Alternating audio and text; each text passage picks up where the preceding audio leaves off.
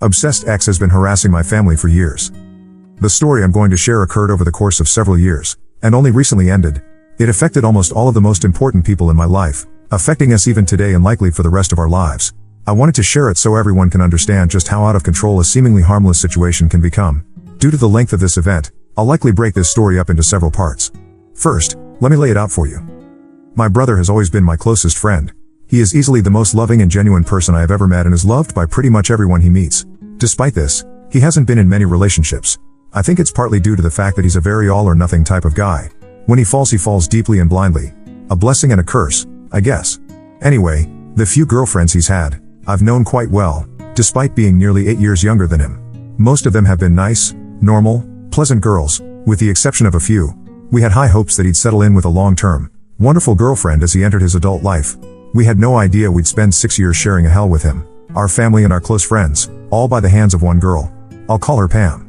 I met Pam when I was 11, my brother 19, and she was 17, graduating high school. I remember being surprised to have him introduce her right off the bat as his girlfriend, since neither my parents or I had heard anything about her. But, she was kind, warm, an honor student and beautiful. I admired her immediately. For the first year of their relationship, Pam never seemed off. She was always happy, always kind and always had good stories to tell. She and I grew closer, as she seemed eager to bond with me and it was like having an older sister. We shared many of the same interests and friendship came easy between she and I, as I was mature for my age and she was so inviting. But halfway through their second year of dating, we started noticing things about Pam. Just small, odd habits she had. If someone was having conversation with my brother that did not directly involve her, or that she wasn't a part of, she tended to insert herself as best she could, sitting closer to my brother, laughing a little louder, calling him away, etc. If any of our family or friends would ask my brother questions about college or future aspirations, she'd grow increasingly uncomfortable and sometimes made comments like, "I hope you have it all planned out, 'cause I'm going wherever you're going." My parents and I would chuckle about these behaviors, assuming that Pam just loved my brother and was a bit protective. We liked her a lot and had high hopes for their relationship. I hate to think now how blind we were. One night, my brother came home late from a party. I was 13 at this time. He was about to turn 21. He walked in the door. Our parents were already asleep, but I was up in the living room. I could immediately tell he was upset about something. I asked him what was wrong. As he walked into the kitchen I realized he had a large welt on his cheek. I asked, "What happened to you?" He said, "I got in a fight. It's cool." This immediately raised suspicion as my brother was as far from the fighting type as you could be. "I fight over what?" I asked. "Pam," he said simply and went to his room. The next morning he was driving me to my soccer game and I pried again about what had happened. He didn't answer at first but then said, "Pam is kind of weird." I asked how so. He said, "I don't know. She likes to start things." Pam was a pathological liar. Apparently, she did it all the time. Looking back, the constant news stories of places she'd been and things she'd done didn't seem to be truthful. That night at the party, Pam had told my brother that another man at the party had attempted to rape her. My brother, being the man he is, confronted him, and he said, "I've never even seen her before." And a fight ensued over the accusation. On the car ride home, Pam said that my brother must have misinterpreted her words and that nothing close to rape had occurred. The lying seemed to be a detrimental bump in the road, and my brother broke things off. After several weeks, Pam contacted me asking if I wanted to go shopping with her. Having had a good relationship in the past with Pam, I agreed.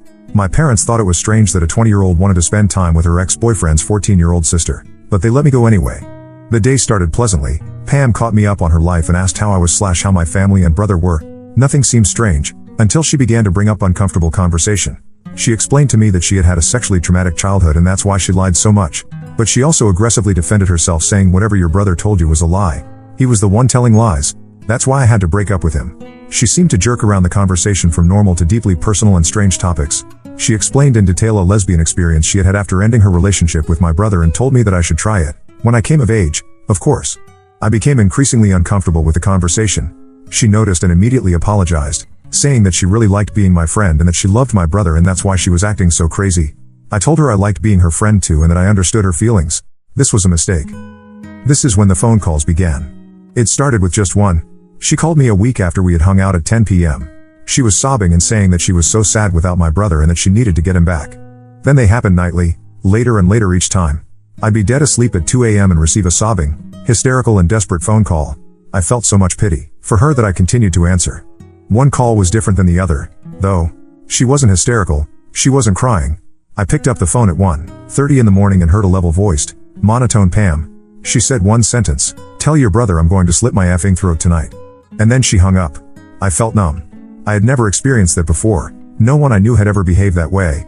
I texted her over and over again asking if she was okay and telling her to not do anything. I panicked. I thought I had done something wrong and that since she told me I would be responsible in some way. The next day, I told my brother what had happened and he said he'd go to her house to check on her. A week later Pam arrived at my house, arm in arm with my brother. They had gotten back together and seemed as if nothing had happened. She smiled at me and never once mentioned the phone calls she had made to me. The next month is when things escalated again. I came home from school to my entire family sitting in the living room. They told me to sit down. I thought someone had died. My mother told me, "Your brother let us know how you're feeling." I had no idea what they were talking about. Feeling? I asked. My brother looked at me with pity in his eyes. "Pam told me that she wasn't the one who called you. You called her. And you're the one who wasn't feeling well." What the fuck? No, that's not what happened. She called me every night for 2 weeks crying and saying she wanted you back. That's not what she said. She said that you called her with your problems and that she wasn't sure what to do. I was immediately angry that her lies were continuing and that my own family believed them enough to stage an intervention. I showed them the text messages she'd sent me, played them voice messages and showed my call history. That put an end to that lie. After that I wanted nothing to do with her. My brother broke up with her again. She called him hundreds of times, and sent hundreds of messages. She showed up at our house a few times with baked goods, wanting to apologize, but we ignored her.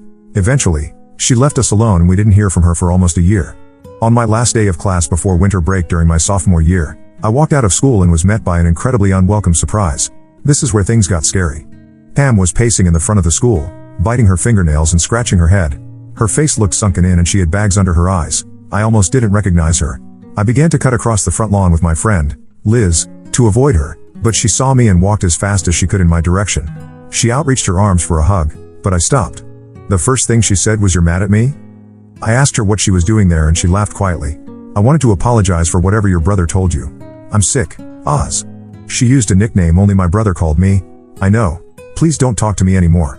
I started away, knowing my brother was parked waiting for me around the corner. Pam reached out and grabbed my shoulder as I did. I quickly pulled away and said, "I'm serious. Leave us alone.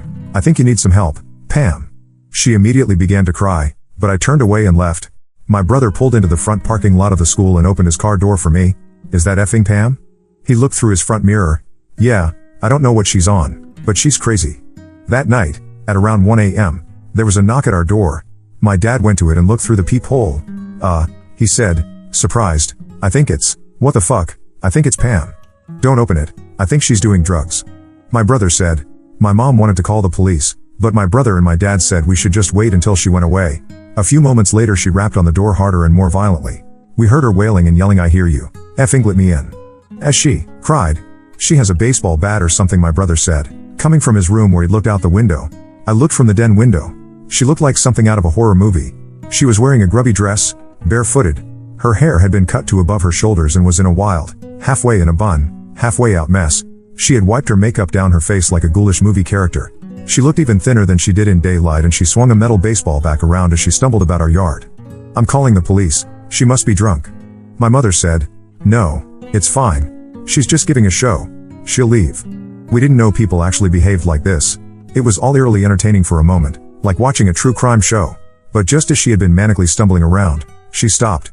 She stood still, staring vacantly up towards the upstairs bedrooms, tilting her head side to side, up and down and licking her lips. "What is she on? Heroin or something?" my dad asked. Pam began to shift back and forth between laughing and yelling and crying. We all sat down as my brother tried her phone and her mom's phone to try and get her to leave. We sat there and listened to the frightening, animalistic sounds of her outside. But then they stopped. We checked the windows and she was gone. We all sat in silence for a moment, taking in the strange encounter. My father just chuckled and shook his head. My mother shook hers, pitying the girl for being so disturbed. But I was frightened. No one, except perhaps my brother, had seen just how quickly her demeanor, her mental state unraveled. From overprotective nature, to small lies, to pathological lies, to full-blown manic outbreaks. But this was her worst and we didn't expect anything more to come of it. That she'd fade away from our lives since now she knew we weren't giving in to her desperation. But in the next 2 years, we learned how wrong we were. I will deliver a part 2, possibly 3 of Pam, as the truly frightening aspects of my story happened in the last 2 years. Update 1. Obsessed ex has harassing my family for years. Hello again. This is part 2 of an ordeal I've experienced at the hands of an emotionally unstable person. In the first part of my experience, I discussed the beginning of my family and my own relationship with my brother's girlfriends at the time, Pam. I explained that small warning signs of insecurity and reoccurring lies progressed into much more manic, violent and aggressive outbursts. Part 2 covered the first 4 years of our 6-year ordeal. I was age 11-15 during the occurrences told in Part 1. Part 2 begins at the beginning of my junior year of high school. After the wintertime incident at our house, Pam stopped coming around. She was still very present. However, every member of my family endured daily text messages and phone calls. They ranged from apologetic and stable, to incredibly distraught or outraged, cursing and making threats. I remember wanting to sleep with the lights on for several months after the incident, afraid that she'd climb the fence of our backyard and I'd find her standing at my window with the same vacant, crazed look she had that night in our front yard. All 4 of us eventually decided to have our phone numbers changed and block her from our devices and social media accounts. She still had our home phone number. However, Pam left some of the most frightening and haunting messages I'd ever heard. I can remember standing in my kitchen with my family, my brother playing the messages back for us. One stood out. It showed us just how unstable and potentially dangerous she was. My parents and I had returned from an early morning indoor soccer game in February of 2015. My brother asked us to come into the kitchen because we had to hear the new crazy Pam had become. The first message was about 30 seconds long and received at 12:30 a.m. the night before. Pam sounded mildly angry and demanded that we return the batch of cookies she had brought to a 4th of July party some years ago, because she didn't want us to have them anymore. We all exchanged humored glances at how ridiculous of a request it was. My mother turned to leave, amused, but my brother stopped her, saying that wasn't the crazy part. My brother played the message, received at roughly 3 in the morning that day. We were confused at first because the first 15 seconds was that white noise, the kind you hear when a device plays the sound recording of an empty room, if you know what I'm talking about. But all of a sudden, in a deep, animalistic and enraged voice, she screamed, "Stop effing playing with me. You're gonna get it," and abruptly ended the call. We were all startled by this. "I want to call the police. They need to know. That girl isn't all there and who knows what she can do." My dad decided that if anything physically happened again, we'd file a report with the police, but that they were just phone calls. My brother assured that she was all talk and wouldn't come around again. At this point I agreed with my mother. I no longer felt safe. I had never been around someone who behaved like this. I was constantly anxious and I had no idea what I'd do if she came around again. I felt like I was stuck in a Lifetime movie, because I didn't think that things like this happened. That someone I knew so personally could be hiding such a deeply withheld, violent and manic side. It had always been there, but we set it in motion. After disconnecting the landline, the personal phone calls stopped. We didn't hear from her ourselves, but some of the friends my brother shared with Pam would come to him, saying that Pam wanted to speak with him and that she would call and message them regularly wanting his phone number. Luckily none of them gave it. Just before summer, Pam disappeared. No one got any messages. No one saw her in town. Nothing until my brother received an email from Pam's mother, who my brother continued to speak to occasionally. She informed my brother that Pam's family had moved her to the East Coast to undergo treatment for a substance habit. Pam's mother had given us more information about the mental state of her daughter. Her mother had not spoken to or seen Pam much during the time she unraveled, when she came to our house or when she'd made the phone calls. Pam's mother had been under the impression my brother was still in a healthy relationship with Pam, and only learned about their breakup and the incidents following it. She explained that her daughter had always been a white liar, making up stories that didn't make sense, blaming others for things she had already been caught for, arguing the truth of things that were already proven facts. I don't think she ever thought that anything she did was wrong, even when it was. I don't understand it, because she was not raised that way. She had explained to my brother, Pam's issues were something that had always been present, but settled comfortably beneath an intelligent and attractive exterior. She'd fooled us, and maybe even herself. Without Pam to worry about, our lives seemed to go back to normal. I still looked over my shoulder every now and again. But I was preparing for 11th grade. My brother was beginning a new career and dating a new girl, the daughter of a close family friend, who he'd grown up with. Pam started to fade away from our minds. For a while. As myself and my friends began to drive, I remember noticing a car quite a bit. You know the car you see repeatedly around the area you live in? You notice it more than the others, because you noticed it once and now you can't stop noticing it since you know it exists? You know it belongs to someone, but you've never seen the driver, just the car? It was like that. I'd noticed it out of the corner of my eye at a stoplight, or out the window of a restaurant as it drove past. I didn't think much of it, but I noticed it pretty much every time I was out, walking, driving, and many times with my brother. I didn't understand how often I'd seen it until one day it clicked, and it startled me. It scared me. I saw it parked in my neighborhood and I remember thinking, that's that effing car. What is it doing here? We lived in a smaller, older neighborhood. Most of the people who lived there had been there for a long time. We knew a lot of the neighbors and houses were pretty much never on the market. New people showed up maybe once every 5 or so years, and when they did, most people knew about it. So an out of place, but oddly familiar car came as a huge surprise to me. I pointed it out to my brother, who had been in the car with me at the time. He said, "Oh yeah, I've seen it a few times." I didn't feel right about it, but I assumed I was being paranoid. A few months later, I was well into school, had a job and was too busy to let myself worry, even though I did. One day at work, I was wiping down tables in the front of the restaurant. As it was a pretty slow day, only a few people in the store. I remember seeing someone standing outside the front doors, just barely visible out the window. I was busy and assumed they were deciding where to have lunch, as another restaurant was directly next to ours and people did this often. They weren't there anymore and I assumed they'd gone next door. I went out to clear dishes off the front patio and clean up, and I saw them walking away from the store, down the strip of businesses in the plaza. Back inside as I worked, I noticed the same person walked back and forth several more times. I was wary at this point as the person seemed to linger for about an hour. I didn't think anything of it afterwards, though. I was a theater student and had to take some time off for a play I was in. Come opening night, I was so burnt out, I didn't notice anything, even if it was out of the ordinary. My family came opening night, the fourth show and closing night. Leaving with my family from the fourth show is when I snapped back into my anxiety-ridden reality. That car was in the parking lot. It was parked a few rows away from my parents' car. I had never seen it at my school before and I knew it didn't belong to any of my castmates. What does Pam drive? I asked my brother. Pam? I don't know. Why? That stupid car. It freaks me out. It's like, everywhere we are. A few days later, I had an answer. At closing night of my show, I went out into the lobby of the theater to greet everyone when we finished. I hugged my parents and my brother, but I noticed that they all looked distraught. My brother was visibly upset and my parents were trying to make conversation, the way they do to avoid something. What happened? I asked. Pam. She was here. I sort of felt the color run out of my face. I didn't know how much what Pam had done had frightened me until then. Did she leave? I don't know. My brother said, don't worry about it. I went and got my things and remembered how strangely violated I felt. That Pam had watched me for the past 2 hours without me knowing she was in the same state, let alone the same building. I decided to go home straight away. We left the building and there she was. She was looking at her phone, standing at the mouth of one of the hallways in front of the theater. I stopped for a moment, but the four of us decided to walk as hurried as we could towards the parking lot, hoping to ignore her and breeze past her. She looked different, still skinny, but she wore makeup again. From a distance she looked almost like the old Pam. But as we got closer, she looked up from her phone and still had the vacant, animal quality to her face. A bit of anger flashed over her face as she noticed us. She looked like she was going to say something, but we all pretended to not notice her and continued on. She followed closely behind us. Hey, wait a minute. At the front of the school, my brother stopped as we kept walking. I heard him say, you need to stop. We got to our car and watched them talk from a distance. I wanted to get in our car and leave. My mom and I got in while my dad stood outside. Pam was yelling at my brother at this point. He made his way towards his car. Pam smiled artificially and waved towards my brother, shouting a goodbye to him as he went before storming off to her car. My brother stopped to talk to my dad a moment, got in his own car and left after Pam peeled out of the lot, in the same car I'd been seeing for the past month and a half.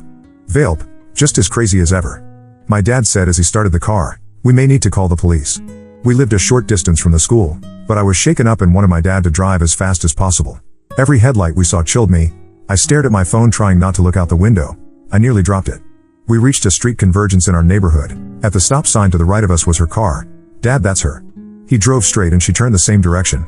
Dad, she's following us. I had never felt quite so panicked. Call the police, please. My dad said to my mother, his voice as level as ever. I stared out the back window, ducking low in my seat. My dad turned down another street and she followed again. I'm gonna go in a circle, to see if she follows us, okay? My dad said. I was crying at this point as I came to a realization. For 4 more turns, my mom spoke to a 911 operator, unable to accurately name streets, as they were not lit and it was pitch black outside. I laid across the back seat listening to my parents yell at each other, frustrated and I'm sure frightened, and my dad curse as she continued to follow more closely. The car was flooded with light as she turned on her brights, the grill of her car almost touching our bumper. My dad turned to mirror away to keep the light out of his eyes and sped the car up. Eventually the light was gone and I could no longer hear the drone of her engine behind us. She was gone. We got home 10 minutes later and turned every light in our house on. My dad checked every closet in our back and side yards, carrying his gun with him. She's been effing watching me and my brother. I was almost hysterical in my realization. For the past month, Pam had been stalking both my brother and I. Seeing that car had not been a coincidence. She knew what we were both doing. She came to my school function. On both nights my family was there, maybe all 3 nights. She knew where I was. She had followed me all over town. She'd been around our neighborhood and had been lurking around my workplace. All of a sudden the threats became real. Pam was no longer afraid of crossing boundaries. If she ever had been. We were now in the middle of a full-blown nightmare. My family was no longer safe. She had gone away to cure one disease, but returned having fed and grown another. She was our personal terrorist with the power to single-handedly pull our everyday lives apart. And she had already begun to do just that. What may seem like the plot of a bad horror movie - the psychotic ex-girlfriend wreaking havoc - became our reality, times 10. I cannot express to you how terrible it is to be kept awake by something you cannot see, but you know exists and is waiting for you when you get out of bed. I never expected a human being could terrify me more than any horrible monster or boogeyman. Those things don't exist. I'm sharing this ordeal to help others understand warning signs and pressure those who see them to take action to protect themselves. Despite the terror of that night, this was only halfway year 5 of 6, and things would continue to approach a boiling point. I will upload part number 3 of Pam sometime in the next day or two. Thank you so much for taking the time to read my story. Now having written it, I see just how severe it was. Update 2. Obsessed ex has harassing my family for years. Hello again. This will be the final posting of my Pam story. Please feel free to read parts 1 and 2. It will follow the final year and a half of my 6-year struggle with a mentally unstable individual. My family, though strong, is still recovering. After we told my brother about what Pam had done the night after my show, he finally began to confide in me the details of his relationship with Pam. She had come to his high school as a sophomore during his senior year. She immediately caught the attention of my brother and his friends, as she was beautiful and expected to be reserved as a new student. However, my brother recalled his female friends saying she was aggressive in trying to make friends and liked to talk about how her family had moved here from an affluent community in Texas, so elite that it didn't have a name. Many of his friends also had gotten strange vibes from her and pinned her as a weird, snobby girl right away. My brother met her again a few years later when she came into where he was working at the time and said how she had seemed to mature vastly. He took her on one date and almost immediately she wanted to officiate their relationship. He thought it was a bit forward, but didn't hesitate because she impressed him with her elegant way of speaking, kind words and pretty face. However, he noticed red flags only a few weeks into their relationship. Pam was very insecure, constantly asking my brother if he still had feelings for her, if he was angry with her and if he thought she was attractive enough. Eventually this insecurity took a different shape. Pam would send my brother unsolicited nude pictures of herself in the middle of the day attached to messages asking if he still liked the way her body looked. If my brother went a period of time in their conversations without calling her beautiful or telling her how nice she looked, Pam would point this out. If he protested in any way she'd become emotional and claim he didn't love her anymore. This behavior mellowed until the end of the second year of their relationship. This is when the narcissism became apparent. Pam would often talk lowly of my brother's previous girlfriends and female friends, boasting about how much more attractive she was than them. Pam refused to attend several of the events my brother asked her to go to, like my birthday dinner or our aunt's funeral, because she wouldn't know anyone and would have no one to talk to.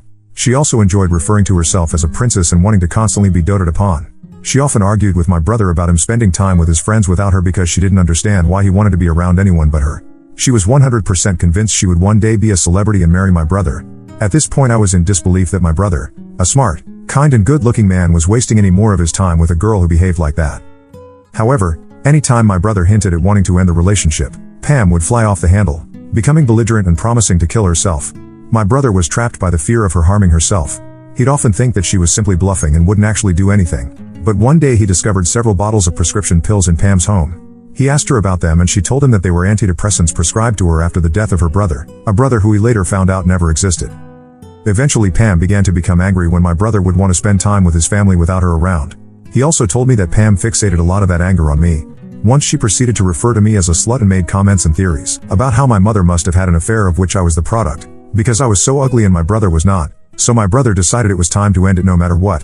This information troubled me, as all of her actions following that, asking me to spend time with her, she wanting to be my friend, showing up at my school and the phone calls, seemed heinous, ill-intended and even more psychotic than they had been at the time. But for the final year and a half of our ordeal with Pam, psychotic could not begin to explain what she did to us. I slept little in the weeks following the car incident. My brother, who lived across town, visited and called more regularly. I suspected he felt as uneasy as I did. The nights I did sleep, I often sweat through nightmares of girls with axes or gowned women standing at the foot of my bed or in my window.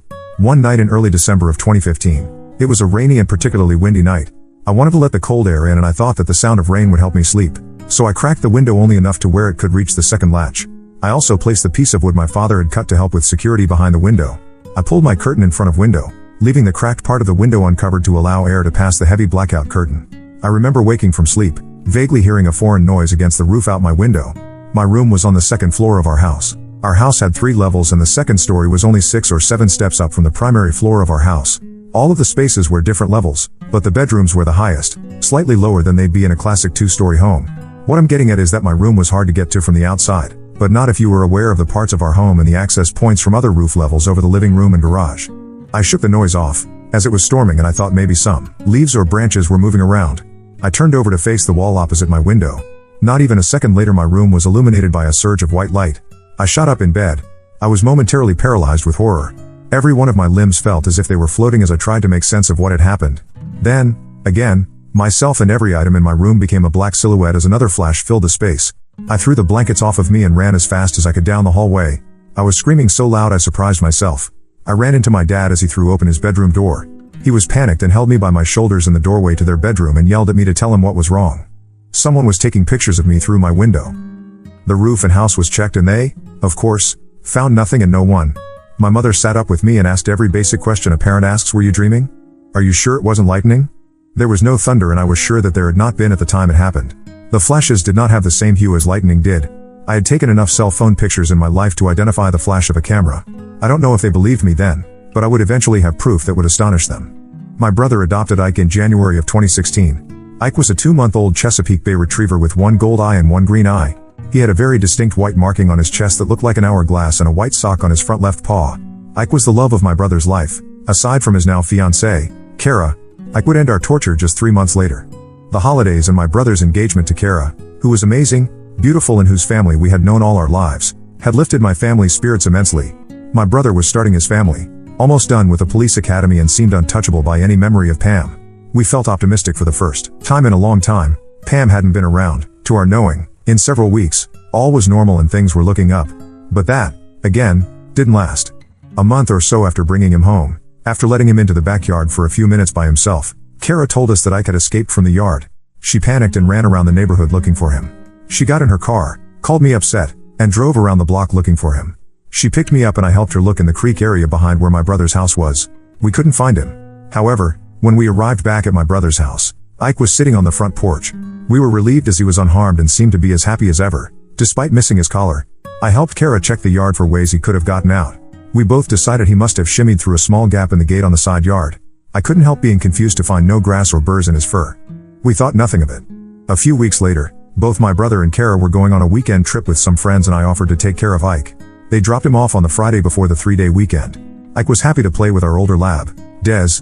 The second night he was with us, I was out with friends and my dad had let both the dogs into the yard at around 8 p.m. He sat in his chair in the living room watching a show with my mom. They say they remember hearing Des barking because he yelled for him to be quiet, but they assumed the puppy was riling him up. A few minutes later Des came to the door to be let in. He ran inside and barked at my dad. My dad was confused, as our dog was not a regular barker. He called for Ike but he didn't come. My dad went out and looked around in the bushes and still did not find him. He became concerned and hurried into the house to get a light. He checked the swimming pool and still did not find him. My mother joined him and they both scoured the large yard but did not find him. When I got home, they had just finished searching the front and side yards. I told them that he had escaped once before, so we decided to take the car to look for him. As we drove around yelling for him, attracting the help of a few neighbors, I thought how strange it was that such a well-behaved puppy had suddenly become a master escape artist in the past 3 or so weeks. Our yard had seen 3 or so dogs grow up in it, some younger and smaller than Ike, and we had never had that problem. The fences were high and well built and my dad had replaced the ones on the side of the house just a few summers ago. We did not find him. I hoped that he'd return that night, like he did last time, but he didn't. I informed my brother on Sunday and proceeded to look all day in surrounding areas, the pound, shelters, vet clinics and even looked to the sides of roads from bodies. We found nothing. My brother was heartbroken. I helped him make flyers to post in our neighborhood and his. A couple weeks passed and we heard nothing. My dad was doing yard work in mid-February. He came in after a few hours and he set something on the kitchen table. "What's that?" I knit my brow as I saw it. "It's Ike's collar. It was in the front yard. I almost hit it with the mower. You'll have to take it to your brother." It was Ike's collar. His first collar. Not the one he had been wearing the night he went missing from our yard. It was his puppy collar, which he had lost the day he got out of the yard at my brother's house. I called Kara and asked her if they had found it, and she said they hadn't and had bought him a new one. That's when it clicked. Someone had stolen my brother's dog not once, but twice. I told my brother, Kara and my parents my theory and it was not a difficult one for them to understand. It had to be connected to everything else. Right when we thought she was out of our lives, we decided to take it to the police to add to our case file on Pam. I also told them about the night I had been photographed from my window. The police, like many times before, told us they could not do anything, as there was no proof she had done any of these things. Frustrated, defeated and frightened again. But a few short weeks later, in April of 2016, new developments would finally end it all. By complete, God-sent coincidence, Kara was with her mother in a small town 45 minutes away from ours. We were planning for my 17th birthday that month and so preoccupied we almost put Pam and the fact that she undoubtedly had been watching us for months and had stolen, probably killed, my brother's puppy and thrown his collar in our front yard to help us connect the dots and give her credit for the crime. However, while Kara window shopped in the center of the town, she and her mother noticed a car parked on the street. A car with a puppy in it. It was a bit warm out, so they walked to the window and peeked in at the animal. Kara immediately recognized him by his eyes and the marking on his chest, and the fact that he began crying as soon as she called his name and he saw her. She phoned the police, phoned my brother and sat on the back trunk of the car. The police arrived as the owner of the car came back to it. The girl was immediately upset by the presence of the police and Kara's angry accusations. The girl was not Pam, and she became rather helpful. The girl said that she had purchased the dog only a few days ago from an ad online. She told police that the girl she purchased her from was super shady and eager to get rid of the dog who was skinny and a very cheap price. The girl who had sold her the dog claimed that she didn't want the stupid dog. It was a present from her boyfriend, but it was the wrong kind. Pam had always liked small dogs. She told the police that she had met the girl to purchase the dog at an apartment complex a few minutes from where they were, but that she wasn't sure what apartment the girl lived in. The police, after Kara had informed them of our situation, used Pam's name to find out that she indeed lived in the apartment complex with 2 roommates. They interviewed Pam's roommates the next day, but Pam was not there. They told detectives that they almost never saw Pam. Her room was always locked and she was almost always gone. She didn't have a job, though she claimed to have one, and her mother was there a lot checking up on her and dropping off her rent to them. However, when they did speak to her, she talked a lot about her past relationship and switched between how much she loved him and his family to how they all deserved to die and were going to hell. With the information given by the girl who had purchased Ike and by Pam's roommates, the police finally had sufficient evidence to search Pam's apartment. I don't know much about what they found, but what I do know horrified my family and horrified me. On Pam's computer they found hundreds upon hundreds of pictures of my brother, my parents, Kara and of me, our cars, our houses, my school, my brother's school, of Ike, pictures taken through our windows at night, picture of us sleeping, photos taken from our social media of vacations, the picture of my brother's proposal to Kara. She had even doctored herself into some of them. She still had pictures of her and my brother and her with my family up around her room. She had kept Ike in her closet for weeks on a towel and with just water and little food. In her search history they found everything from rape fantasy and other violent pornography to weapon research.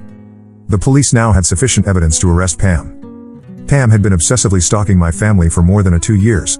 She had stalked us from her car, following us around town. It had been her snapping photos of me from the roof outside my window. She had watched my brother drop Ike off at our house.